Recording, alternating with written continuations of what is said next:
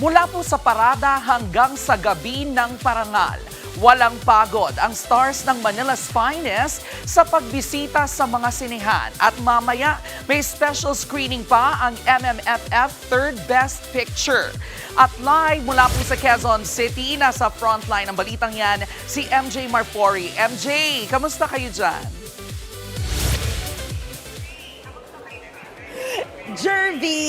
Jervy, okay, so nandito kami ngayon sa SM North EDSA, Day 5 ng Metro Manila Film Festival at talagang walang humpay pa rin yung dating ng audiences para syempre suportahan ang Film Fest at ang Manila's Finest. Ngayong gabi nga nagaganap ang block screening ng Vibe in line with Rizal Day. Nakakatawa. Pero kanina earlier today, not one, but talagang dalawa pang mall ang inikot ng cast natin ng Manila's Finest. Naglibot sila, no slowing down talaga for the stars ng most awarded at most nominated MMFF entry na ito. Magkasama kanina sina Ashton Olviga, Inday Fatima, Taik Sanchez at Rica Peralejo. At naging first stop nga nila ang SM Grand Central sa South Caloocan, SM Caloocan. Nagpunta rin sila doon. Kaya wala pa sila dito dahil medyo natatraffic sila, but they're making their way up dito kung nasaan tayo, which is SM North EDSA. Nag-ticket selling din ang cast ng Manila's Finest. At first time nga ni Rica mag-ikot kanina at mahalaga raw para sa kanya bilang isang ina na isulong palalo ang pelikula. Say nga ni Rica. Ang lalim niya in the sense na yung pelikula hindi siya nagbibigay ng direksyon na ito ang tamang gawin or wala siyang direct na moral of the story. Pero instead what it gives us is a glimpse or a picture of reality. This is something that happened before, still happening until today, 'di ba? Sadly.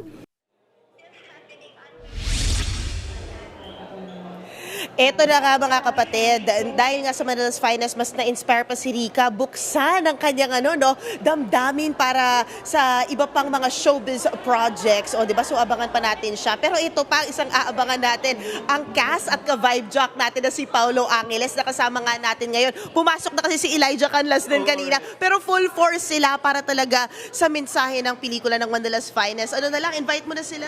Ayun po, manood po kayo ng Manila's Finest. Tuloy-tuloy po yung pagbisita namin sa mga mall tours namin and hopefully ma-enjoy niyo yung show. Ayan na si Elijah, ginugulo ako eh.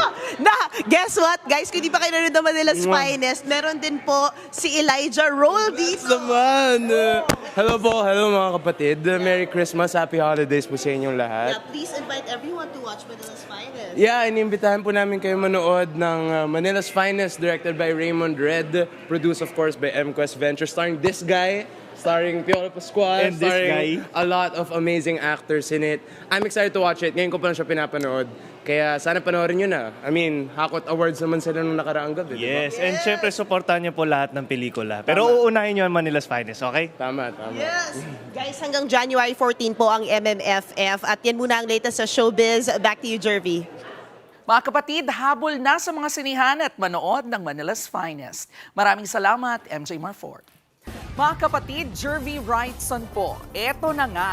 Para sa latest showbiz news at iba pang kay-alaman, mag-follow at mag-subscribe na sa social media pages ng News 5.